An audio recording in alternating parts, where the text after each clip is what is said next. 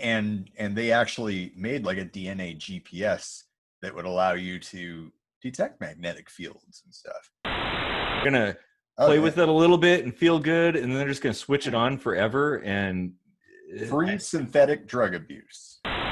You're not going to plug yourself into your Tesla and get another 10 miles out of it. Yeah. No matter how hard I try, the prong keeps falling out. It's the good side of things, like fixing our shortcomings through technology, better living through technology. I think that's a good thing.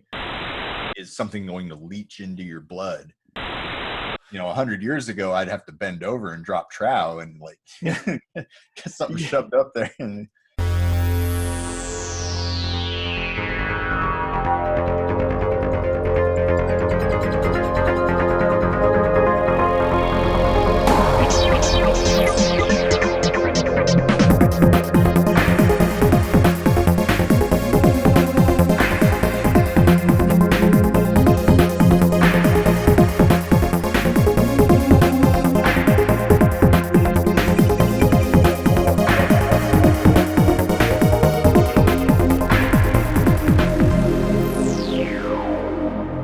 To another kitchen sink microscopy. Domo. I'm Casey Rochford, and we'd love it if you'd like and share, even though I make corny jokes all the time, and subscribe to the channel, because that's what awesome people do, and that's what Mr. Roboto wants. Oh my God, I didn't expect that. That's good. I'm not going to do a robot voice or dance the robot or anything like that, but I'm Eric Rosenblatt, and don't forget, we write our own music, and it's all electronic, so that kind of better than that, by the way. Yeah, definitely, yeah. And our music's available on iTunes and Spotify and such, so stick around to the show, and you'll hear something new. And check out our website, ksmvidcast.com, and you can get news and information and all kinds of stuff, and even have conversations. So what do you want to talk about today, Casey? Well, we've had this idea kind of float around before, and there's something that popped up in the news just a little while ago that I thought was actually kind of a fitting tribute. Grant Imahara just died from MythBusters.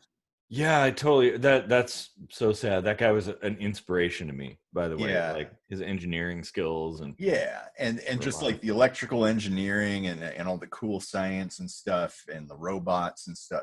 I thought it would be really cool to talk about artificial intelligence and like integrating it into human evolution.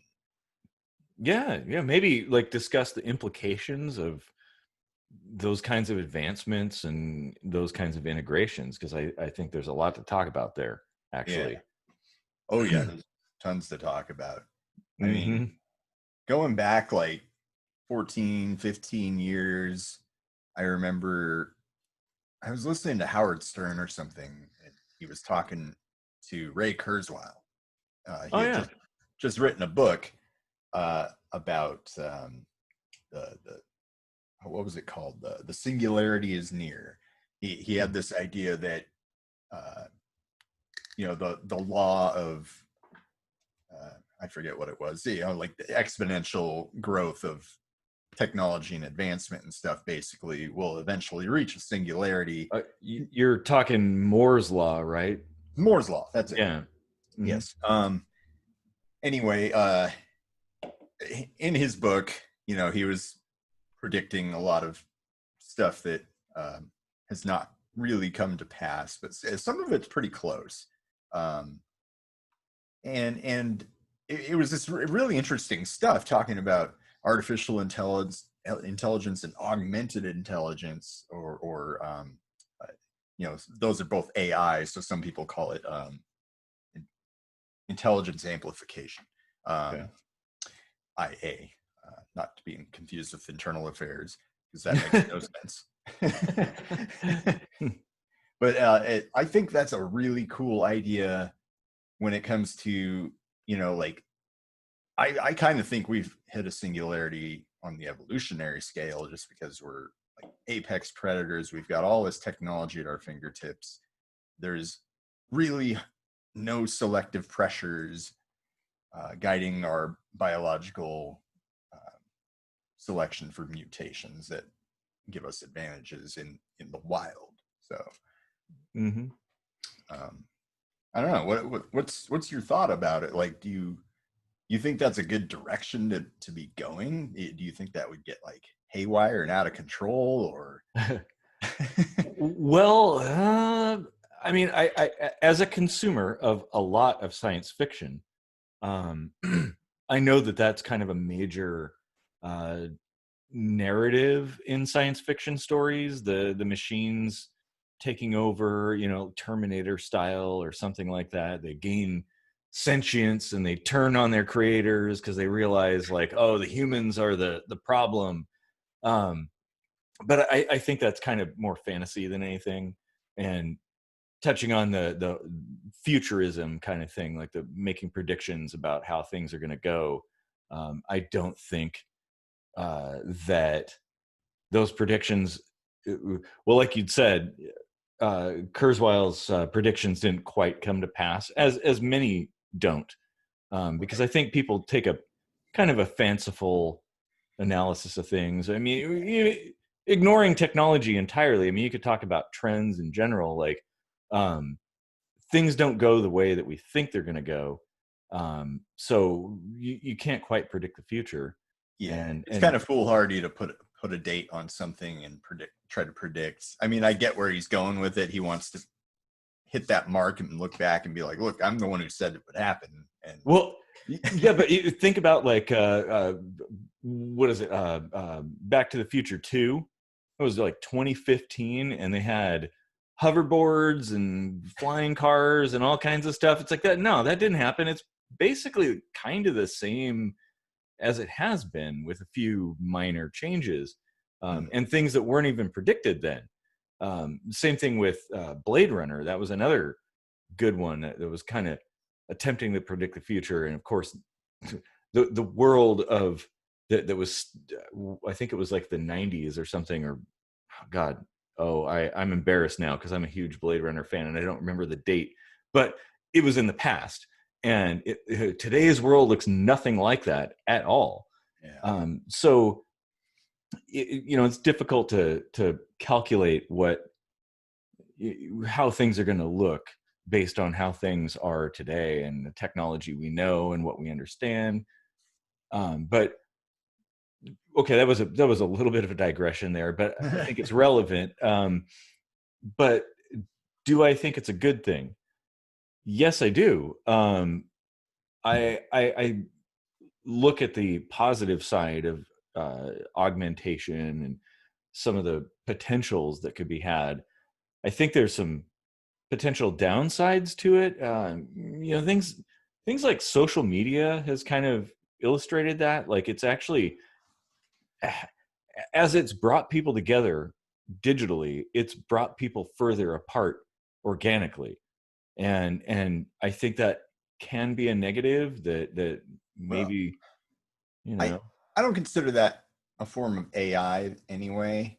No, but just technology, I mean. Yeah, because social media is effectively it's just a media that utilizes technology to amplify the stupidity that's already out there. You're talking about Twitter, right?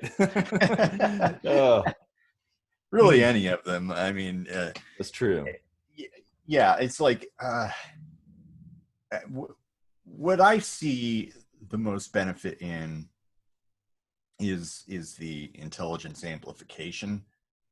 Using technology to augment what you already have, to augment what you don't have, but you feel like you've got that potential, but maybe you have a learning disability, and this could help you overcome that. It could close the gap or create an arc electrically, like wherever it needs to make your synapses fire in the correct way, and the neurotransmitters to release in the proper amounts, and basically just allow your brain to function the way it's supposed to function, maybe with a little extra juice, like Tim Taylor would be like, more power.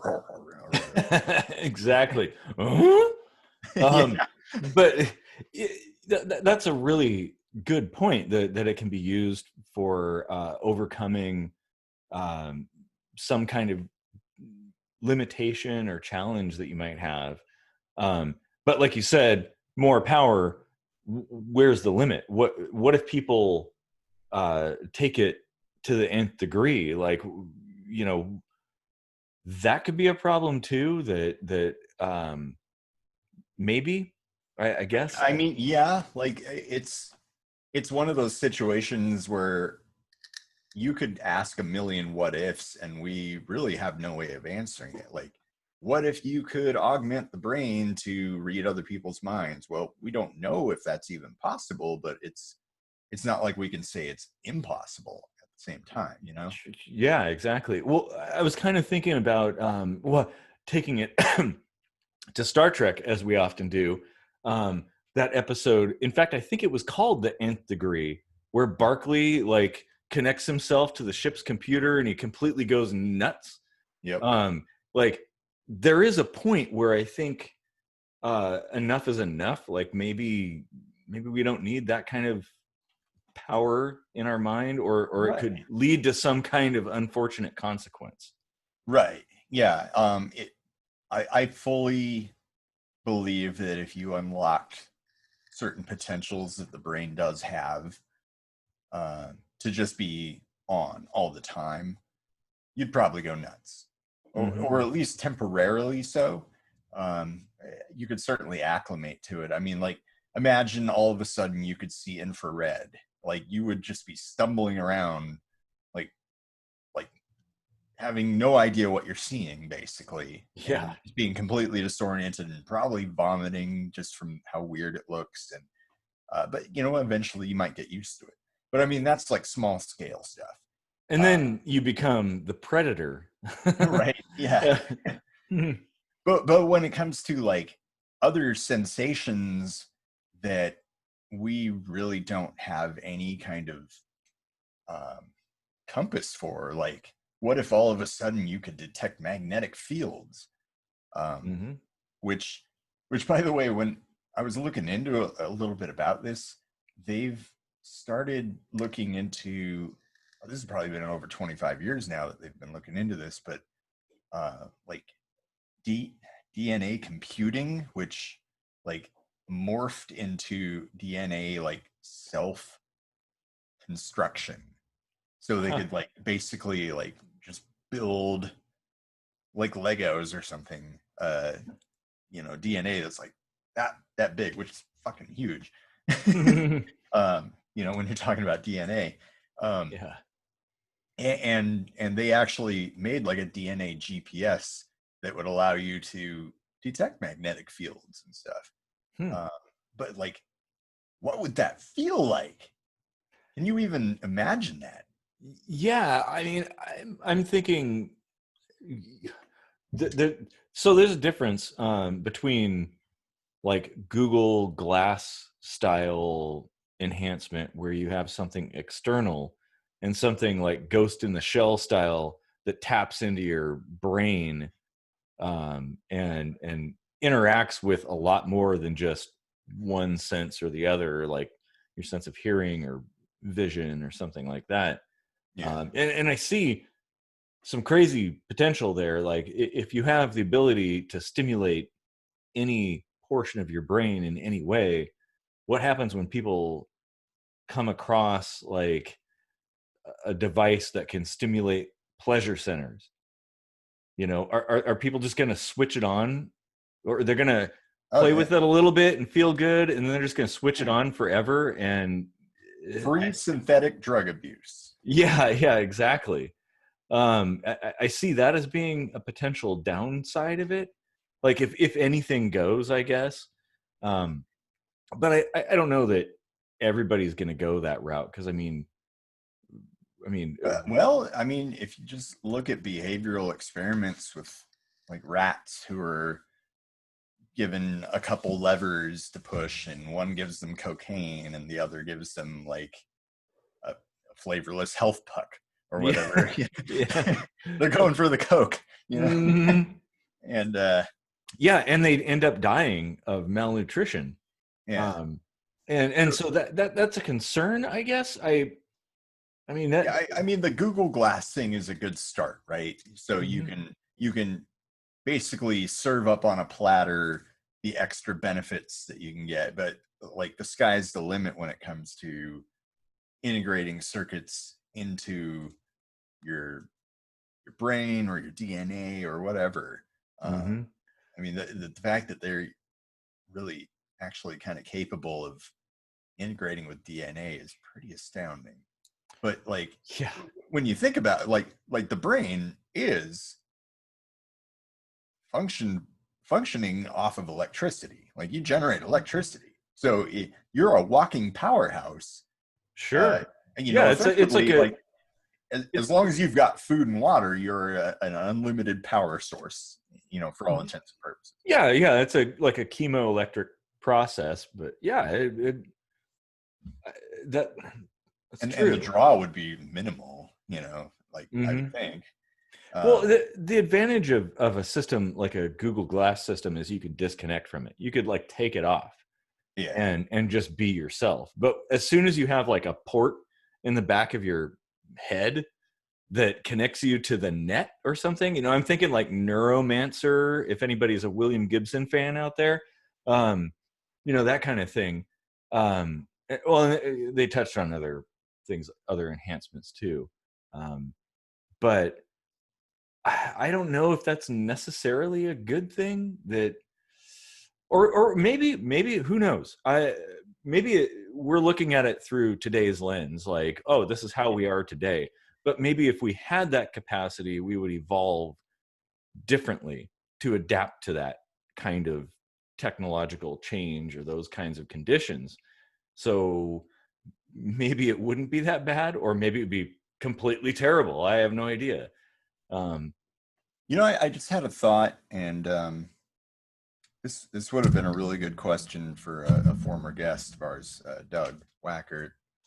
Um, the I had just said a moment ago that it would be like limitless power source, basically, probably a minimal draw. But when it comes to like neurons firing, there's a point called the action potential, if I remember correctly, where you amp up to this certain voltage, basically, and that's where the neuron fires and sends the signal down, through the synapses and whatnot. But with conservation of energy and whatnot, if you had a circuit somewhere down the line drawing some of that power, would the initial signal going to, let's say, your fingertips actually make it all the way to your fingertips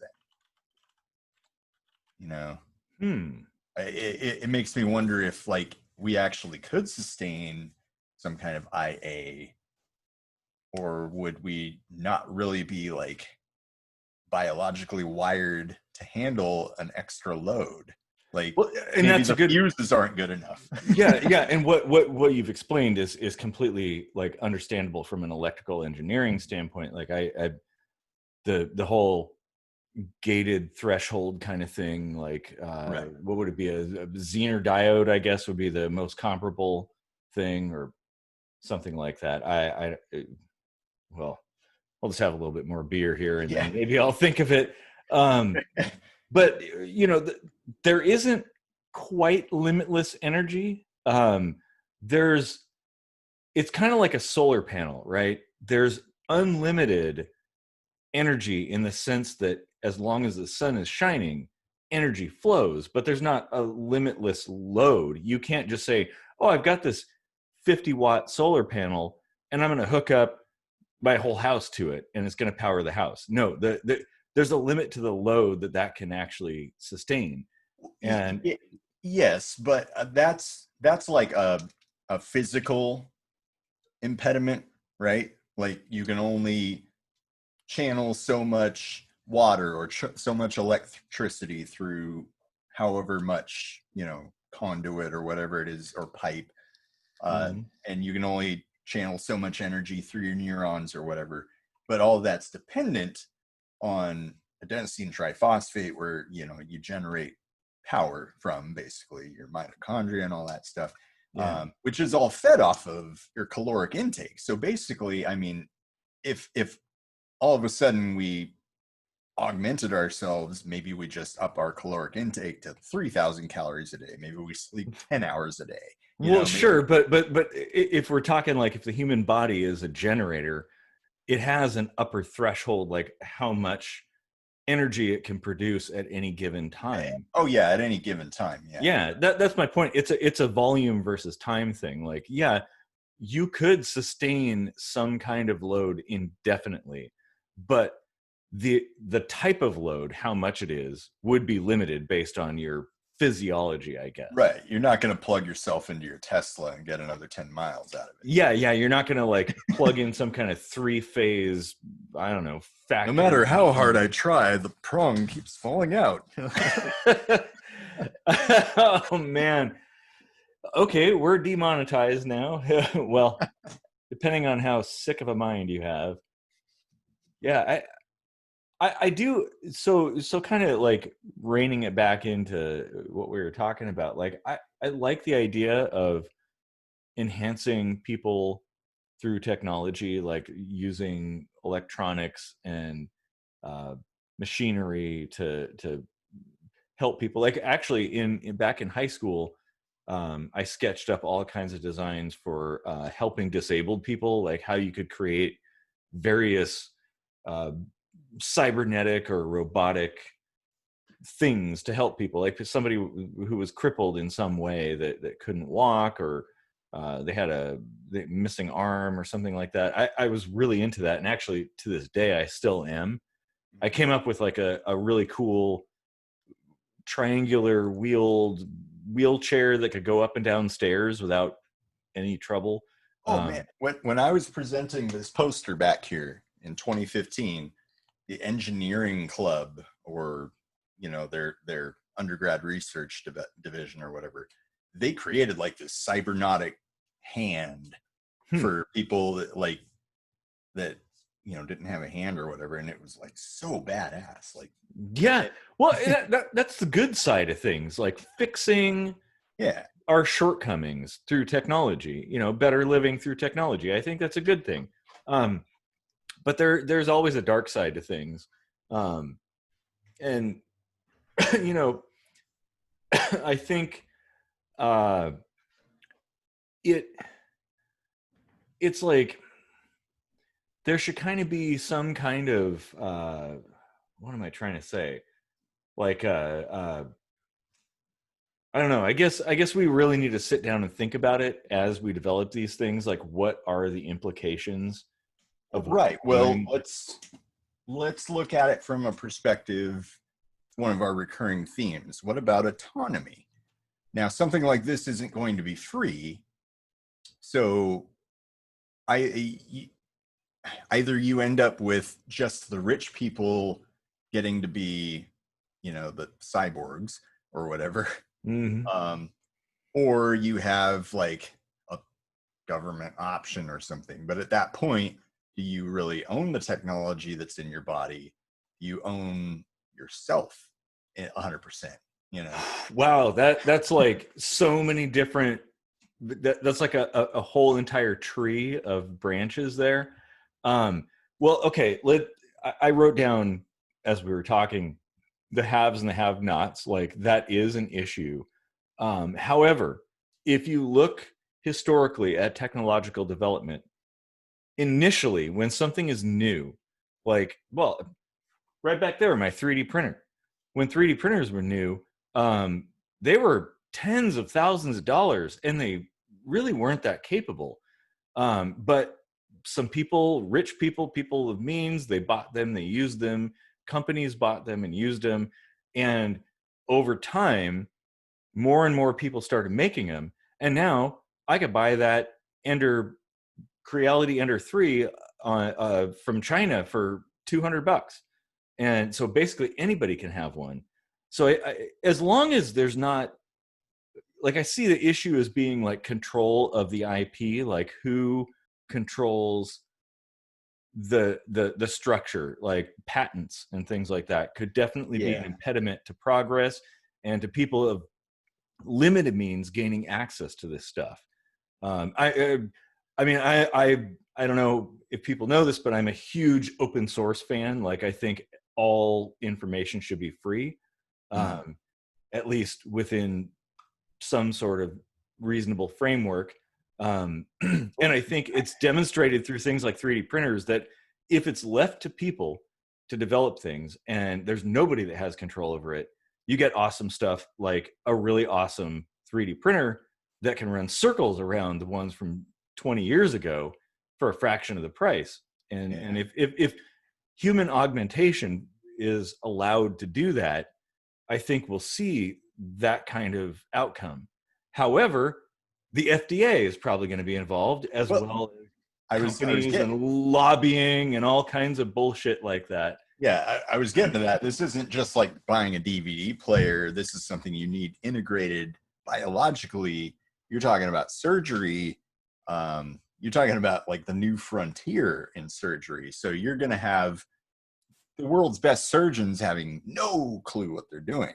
Yeah. I mean, that's a price point. The technology itself and the R&D that goes into it, that's a price point. And I mean, there's probably a whole bunch of stuff I'm not even thinking of that somebody's going to come out of the woodworks and try to make money off of. Insurance, probably. Oh, sure. You'll need cyborg insurance in case you get wet and you get fried. You know? Well, even the procedure itself, I'm sure, will carry some kind of risks and therefore will involve insurance. Right. And then, like, what long-term effects do the materials that it's made of have on your physiology? You know, is something going to leach into your blood? You know, Well, and that's why I think, like, if such technology exists, you probably don't want to be an early adopter. I mean, look at plasma TVs. Only an idiot would have a plasma TV nowadays because they catch on fire. Oh, really? No, they suck. Wow. And now you could go buy a way better TV at Walmart for $200, like a smart TV. But that's and so I mean, I guess we're covering kind of a lot of stuff here. You know, the AI side, the physical augmentation, like implants kind of side, and then like the more Google Glass kind of thing. Because if I thinking about it, like the Google Glass kind of thing, if it's just something you stick on like glasses or something you put your hand into, you know, there's no real risk to you, nothing significant at least. But yeah, as soon as you start sticking foreign objects under your skin into your body, things change. And I think that's probably something that's going to be a long way in the future. We're probably going to see like exoskeletons and body suits that can, you know, robotic body suits. Those are going to be the kinds of drones, that kind of thing. We're going to see those fairly soon. And I'm okay with that. Yeah. When it comes to actual AI that you know integrate biologically, I think it would be cool to have something that can read your vital signs on the fly and let you know if something's up, you know. Something like that would be really cool and probably more than possible with today's technology. Oh, in fact, a lot of those kinds of things already exist in a limited capacity. Yeah. Like, I mean, smartwatches and stuff can tell you basically like almost everything about your health condition. Yeah, I mean, go back 100 years, and if we were implementing the kind of COVID-19 precautions that we are now, where like I go to work and there's a little thing like up on a metal arm that takes my temperature as I walk through the door. You know, 100 years ago, I'd have to bend over and drop trow and like get something shoved up there. Yeah, exactly. And certainly the technology is getting smarter to some extent. I'm hesitant to use the term smarter, but it's getting a lot more capable of analyzing more data faster. More efficient. Yeah. And speaking of that, that made me think of something. There's a few grocery stores now. They're starting to implement this thing with like biometric cameras, like they, can identify who you are, and it allows or disallows entrance into the store. So if you were a shoplifter, say, let's say there's 5 different stores. There's like an Albertsons, a Safeway, a Fred Meyer, a Walmart, and Piggly Wiggly, right? Okay, going back in time there a bit. But let's say you went into a Piggly Wiggly last week and you swiped a bunch of stuff and ran out the door. Well, they have your picture and they upload it to some kind of server somewhere. I don't want to use the word cloud because it's overused, but into the cloud, let's say. And it goes into this system, and all the stores share this information. And now they know you, Casey Rochfort, are a shoplifter. So when you go into Albertsons, you approach the door, there's a camera that reads, it takes a picture, and it's like, oh, nope, he's a shoplifter, and it won't open the doors. I think that's an interesting... Huh? And now you can't get food. Yeah, well, maybe... No due process, by the way. Well, that's true. And I think that it goes back to the whole things like that there's positives and negatives. And yeah, maybe it's a little heavy-handed to completely restrict access, but especially like considering that there's got to be room for error. I mean, it's kind of laughable. You see all these like video camera footage where there's like 8 pixels, and it's like, have you seen this man? It's like, oh yeah, he was headbutting bricks and stepping on these like Goomba things. Zoom and enhance. Just zoom and enhance. Yeah, that is an issue, and I think we see this with things even within YouTube's algorithm. They claim they have something super advanced. It's all kinds of capable and stuff, but it constantly fucks up all the time and gives false positives, false negatives. It's just like, it's all over the place. So yeah, we're in the early stages. That's the thing. Like AI, machine learning, and stuff like that. That we're essentially like cavemen with sticks and stones, and we just created fire. That's the way I see it as far as this technology is concerned. And so many people I know think that we're on the cusp of some great horizon. Like there's going to be, self-driving cars, and everybody's going to be driving one in 2 years. And, computers are going to be they're going to replace humans. Computers are going to be writing all the music, directing every movie, in like less than a decade. That's not going to happen. It's the whole cars, man. That's like a whole other episode we could do.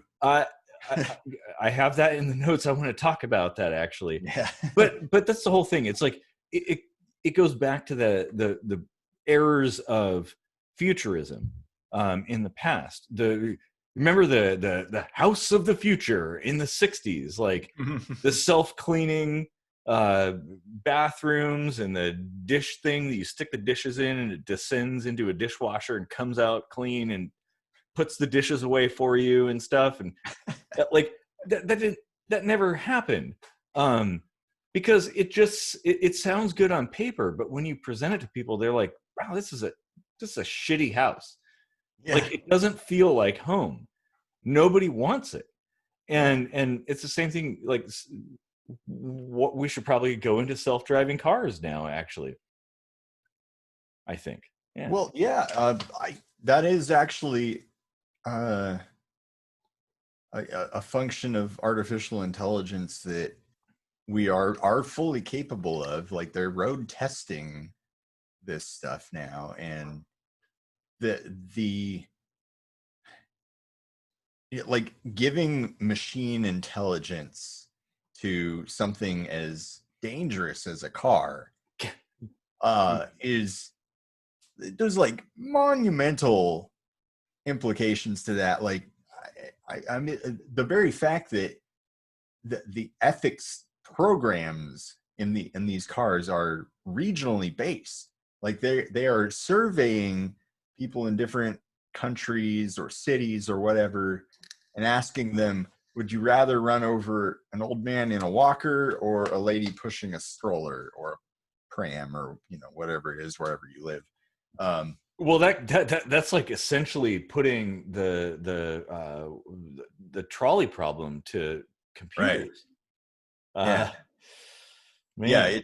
It's all these different kinds of dilemmas, and they take kind of like a pool of the majority view of what's more important to you, and they build it into this AI for the self-driving car. Well, now let's say you're in this small town in Kansas. It's all white.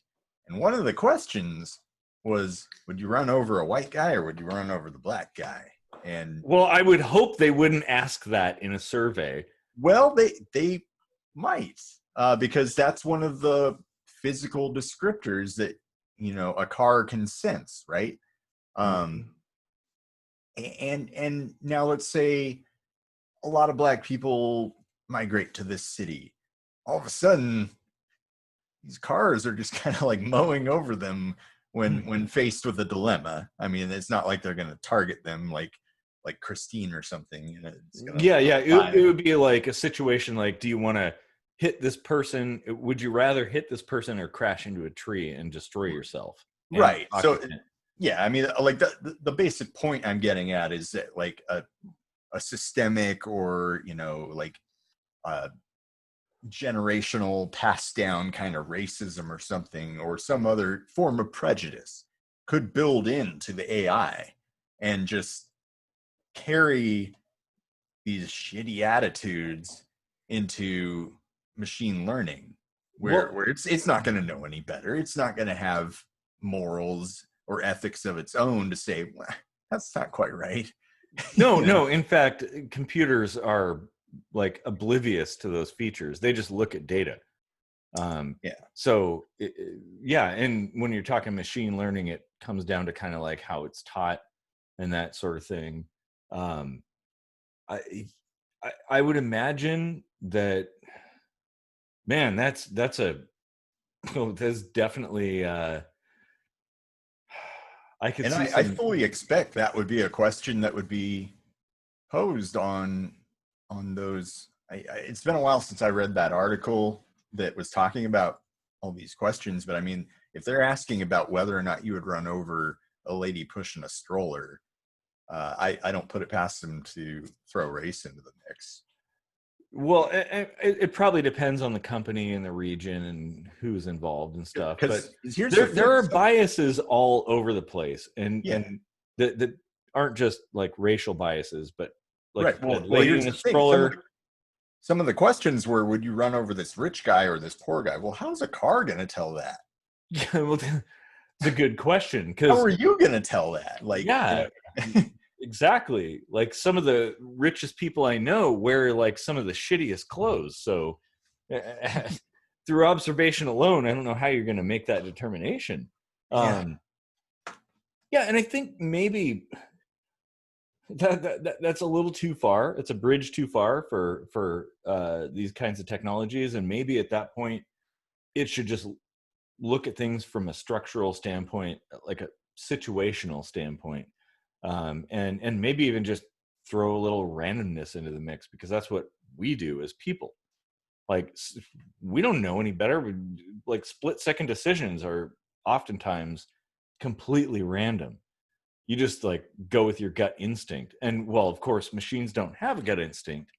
And I think that could potentially be a problem too. I mean, the human brain can make something to the effect of 10 quadrillion computations per second or something. Some crazy number like that. And whether or not we've got computers that can do the same thing, they are definitely capable of making quick decisions. It seems like, why does it have to be this or that? Isn't there something in the middle, like, oh, I could hit that, or I could hit that, or I could try to,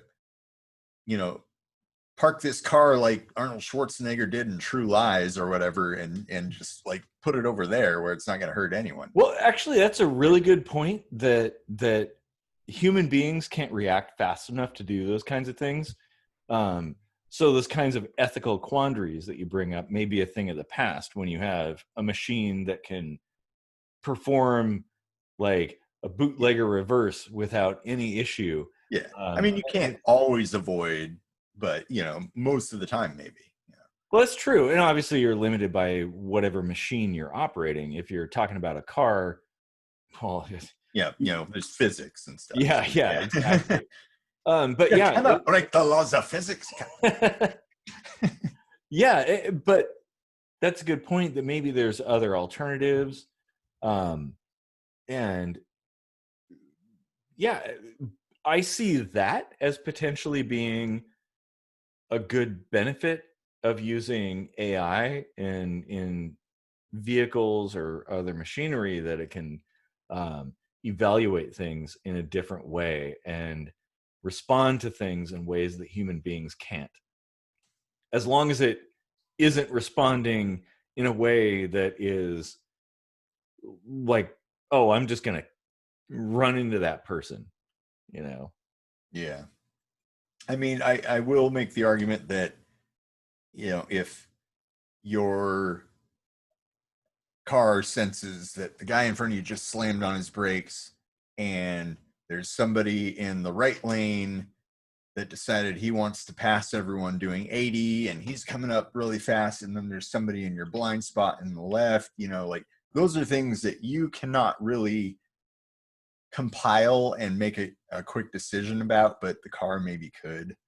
Well, like it could. which is the most mitigating circumstance to take, like which will cause the least amount of damage, probably Sure. rear ending, or like maybe the blind spot hit or something, depending on what's in the lane next to them, if anything, things like that, like that took me just several seconds to explain, are going to be like that for a computer.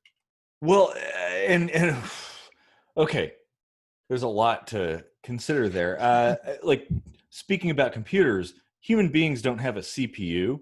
Our brains are like a mesh network of many processors doing a lot of stuff in different areas all at the same time.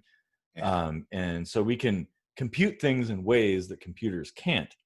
And then, speaking of like how a machine evaluates the situation, it's this anthropomorphizing of things. Like, we think that machines that we create are going to see the world the way we do, but they don't, because they can't know what like a person is. They don't know what a child is, or an elderly person is. They don't know what a car is. They don't know what a house is. They just see shapes and distances and numbers and things like that. So at least now, currently, computers don't know what it is they're looking at, but you do. A person does. When you, in a split second, see a little child running across the street as you're barreling towards them in your multiple ton vehicle, you know what that is, and your brain can process the implications of killing that child, or whatever the outcome of a collision. But a computer doesn't know that. And I think that's kind of a very big shortcoming of using computers to control these kinds of machines. What is instinct? Ooh, holy shit, that's a whole nother episode. No, really, like that just came to me. Like, is instinct actually something like metaphysical, or is it just an insane amount of computations and inductive reasoning and deductive reasoning, all coming from every sense that you have, and basically giving you this hyper fast response based on, you know, ingrained knowledge. You know, like you said, we know what a child is. Why couldn't a computer learn what a child is? A child tends to be very short and with, you know, like, you know, dysmorphic sizes between limbs and head size and things like that. You know, like all these features that, you know, tell the difference between a child and a little person, or, you know, it could be instinct. I mean, that's a really good point. And that brings up a lot of, well, it brings up a lot to talk about, actually. But one of the things that I would think about this is, like, if me as a driver sees that child, and I know that I'm driving this car, and I see the child that I'm about to hit with my car, I don't just see the object and recognize it as a child. I see this child as, say, a son or daughter of somebody. I feel feelings. I'm like, that is a human life. That's a human life that I'm about to extinguish. And those feelings are the driving force behind your reaction. Well, the 30-year-old is somebody's son or daughter too. Well, it's true. Yeah. But I mean, we're just talking about, just from the sake of the child, identifying the child. Like, there's context that you can't necessarily program into a machine. Feelings, the emotion of, like, knowing, like, if I were driving down a road and saw that little kid chasing a ball down the road, and I turn the corner and I'm about to hit this kid and kill it, I wouldn't just think, oh, my vehicle's about to collide with this small child and this small child will probably perish. No, I'm like, I see the funeral in that split second. I see the child's funeral, the parents crying, like all the pain and anguish and all that stuff.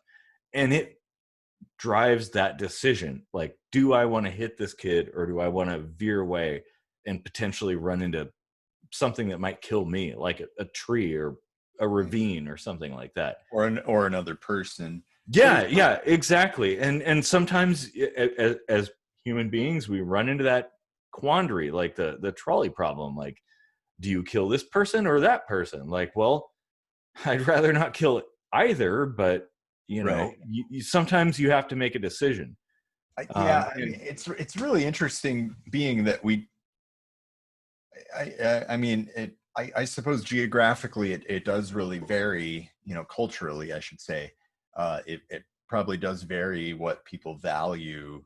Like, maybe there are cultures where they value adults over children in that situation, because, I mean, here's the thing, like, a lot of people say, you've just snuffed out all this potential, but what if the guy that you decided to run over actually was a Nobel laureate, and the kid that you spared grows up to be a drunk circus clown that's on a sex offenders registry or something? Well, and that's the explanation from the trolley problem, actually, that, you know, you never know. Exactly. But computers currently, as they exist, can't make those kinds of determinations, because we can't know. Really either. Well, okay, that's true, but we could do it in a way that's very human. Like, it's personal to us. We can create reasons and defenses and justifications for the choices that we make. Whereas a computer, somebody, you know, like whomever is the survivors of the person that got run over, is going to vilify you. And, you know, like, if they're vilifying a computer, they're basically just going to snuff the program and scrap it, and, you know, not think about it. Like Measure of a Man episode from Star Trek or whatever. Like, yep, back to Star Trek again. Like, these kinds of things, I think people who don't understand how computers work tend to look at things the way was it Isaac Asimov did with the robot laws. Like, people can look those up, but it's a very naive analysis of the way robots and computers would work. And we haven't even gotten to that. And that was what like 100 years ago or something, maybe. Really? That long? Well, maybe it wasn't that long ago, but it predates computers. Like, I think it maybe coincided with like vacuum tube computers. 50s or something. 50s. Yeah. Yeah, but they don't work that way. Yeah. Computers and robots and machines, they don't comprehend things the way that human beings do. And yes, AI is the product of the people who programmed the initial system and the product of those who taught the system, like how the approach they used in teaching that computer. And well, they don't necessarily do it perfectly. We don't know how to create another person, at least mechanically we don't. It's very easy to create another person biologically. But like, from a programmatical standpoint, we're not that far away from Eliza. So but the idea that I think we should be careful in ascribing too much humanity to these kinds of systems just yet, I guess. Yeah. So I guess circling back around to the intelligence amplification and the Turing test, where, a computer can basically pass as a human. What percentage of augmentation makes you not human anymore? Like,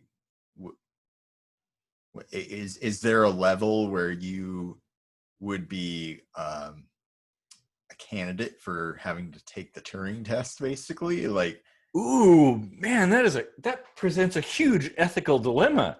yeah. Oh my God. Well, and that's I think there was some kind of philosophical argument about cars. Like, how many parts do you have to replace on a car before it becomes an entirely new car? The fact that pretty much molecularly, you and I are not the same people we were when we first met. We're like 99% not the same people. We're all of the atoms and materials have been replaced. Yep. And we're completely different, yet we're still the same. And how do you determine that? Are we? Who are you? What have you done with Eric? Cells divide, and I mean, but here's the thing: they're making copies of themselves. So effectively, you could look at it like a refurbishment. Whereas with a car, you're taking something that used to belong to another car or was just manufactured brand new. But it's still a copy of the same part. Yeah, that's true. And so at what point do you no longer possess the you-ness of you? And what constitutes that? Like, is it the atoms that make you up? Or is it the program that defines who you are, like your DNA and such, like the processes that led to who you are? This might be a 3-beer episode. Yeah, this got really meta really fast. No shit. Wow. Like, I don't even know where to go with that, because if you started augmenting yourself, well, let's just say 50%, like half and half. Half of you is circuitry, half of you is programmable. What do you still call that a human? Well, exactly. That's the thing. Like, are you your program? Like the network of cells in your brain that define your consciousness and your memories and your behavior? or are you just simply the data, like the numbers that constitute your cellular structure and your atomic structure? Which is it? And because the way I see it, if you start thinking about it, and I think about it a lot, and it drives me crazy. If you think about it, the two are contradictory. And How's that? Huh? How's that then? Well, because like we'd said, you know, your cells are replaced, like the physical material in your body is replaced constantly, but you still maintain that particular structure, like the same you that makes you, like whatever that might be. If you're spiritual, you could say your consciousness or your soul or something like that. Yeah. Whatever it is. So which is it? Because I they're not quite the same thing. If okay, so we think of memory storage in terms of computers, right? Like a hard drive. It's written onto a hard drive. If our memories are etched in, how exactly is that being replenished and maintained exactly verbatim? Well, I think we know that it's not, but we should probably ask Doug about that one. Well, maybe it's an epigenetic thing, which like is a whole other thing to explain. But yeah, I don't know. I've never even thought of that before. Wow, holy shit! Oh, Well, and then if you start replacing parts of yourself, like whatever sensors, you know, uh, parts of your brain, augmenting yourself, like at what point do you no longer become, well, like at what point do you deviate from yourself so much that you're no longer you? oh, geez. My head's gonna explode. Wow. Oh man, this is such a good conversation. I really better get that third beer now. Yeah, definitely. I would love to hear other people's thoughts on this, because I think about this kind of thing all the time, being somebody that was raised in the world of William Gibson and cyberpunk and technological augmentation and things like that. And I wonder about these kinds of questions. You know, Star Trek. Casey and I were both like huge Star Trek fans, and they did address this kind of thing a few times, especially dealing with like data. Yeah, I mean, like, there's a whole other direction I could go with this, because like the whole concept of I, like, what does that even mean? What am I? Like it's just something that we almost just ascribe it to our vessel, you know, like We take it for granted. Like I think, therefore I am. Right? yeah, Good like enough. yeah, and I mean, like you evolve over time, you know, not in like an evolutionary sense, but you change your mind, you mature, you grow. Things that we ascribe these terms to, like maturing and growing and changing minds and stuff like that. What if we're literally changing our minds? What if we are not even the same I? Oh shit. Well, I mean, I guess technically we are. Aren't memories like strings of proteins and things like that? Well, here's the thing: as we change, you know, it's not like it's all changing, like, you know, like cuts here and there. It's like cells dividing at different rates and certain memories being carried over and refreshed, let's say. So you and I interacting once a week or so to record these episodes, we remember that we're good friends. We remember each other into the next iteration of our self, what we call I. But you know, you and I from 2003 are completely different entities. Oh man, Jesus Christ, that's huge. So if you could travel through time, would there really be a paradox if you existed at the same time as yourself?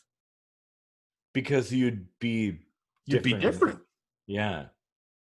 Oh my God. I should probably throw this beer away and pick up a joint. Jesus. We've crossed that. Oh my God. Oh wow. Damn. This is and there's so much more we could talk about. Holy shit. Wow, this is I think that oh my wow. I was going to talk about like quantum computers and cryptography and stuff, but I think we've just like blown entirely past that and gone into like what is the meaning of life? Like seriously. Wow. Yeah. I don't know if I can sleep now. I probably won't. Wow. What the hell? Who am I? Well, that is actually the ultimate question. Wow. Maybe it's the beer talking, but we're probably going to go down in history as some of the world's greatest philosophers. I would like to think so. I would hope so. And it's a team effort. It's you and I, and it's you, the viewers, too. Like exactly. All of you make it happen. Like the conversation, keep it going. We want people who know things. Let's talk. Basically. Yeah. We're all about that deep sink diving. Whoa. Yeah, we'll bring up the heavy topics and leave it to the heavy hitters to sort it out. I hope the comment section just blows up on this one, because how could you not be just totally engaged by this episode? Like, I just want to like watch it right away. I know exactly. Like, and to think we started off so innocently. This is and we've basically come out at like the ultimate question of what does it mean to be alive? What does it mean to be human? And there's still so many questions. There's so many things I want to talk about, but honestly, I think this is pretty good. Like I think we've covered so many things and unearthed so many questions and origins of new conversations. Like I mean, we could probably go on for a few more hours, but we might as well just say until the next exciting episode of Kitchen Sink Microscopy. Until the next episode.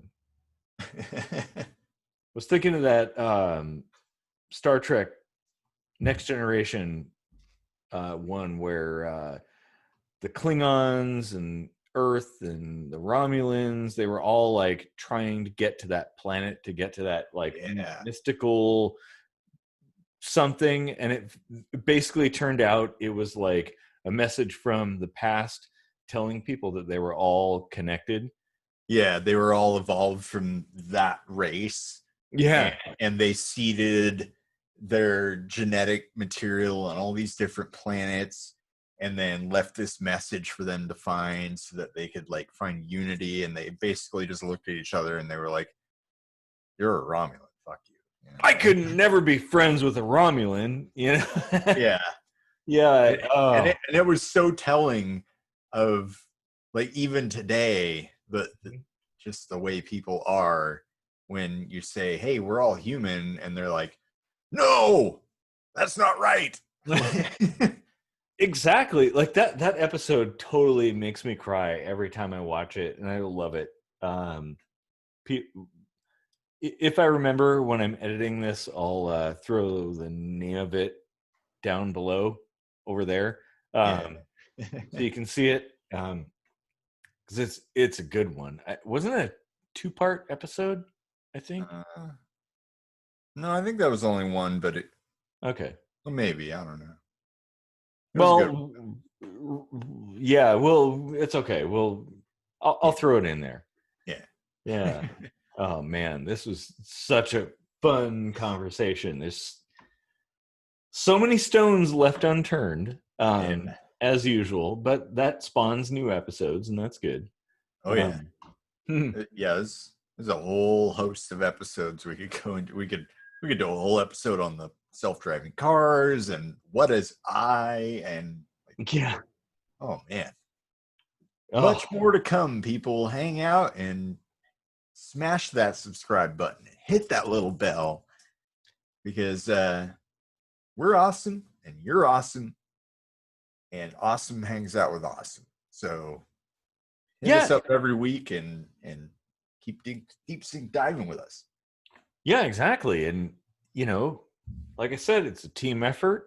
We're all in this together. We're just a bunch of meat bags on this tiny blue marble flying around in the vacuum of space together. We're not even the same person we were a year ago. Yeah, so if you have any comments, throw them in the comment section and keep the conversation going. And if you want to converse without any restrictions, go to ksmvidcast.com and you can do that. Yeah, and thanks for conversing and sharing this conversation with us. Yeah. Maybe a little bit more beer, but I think that's probably a time to... That's a good point to end on. We should go out on one of our songs from that concept album about like augmenting the human body. Oh my god. Yeah. Control Delete or State of the Art. Yeah. Well, whatever we decide on, we'll throw it in at the end, and you'll probably like it because we do a lot of stuff. All right. Well, thanks for listening, and yeah, have a good night, everybody.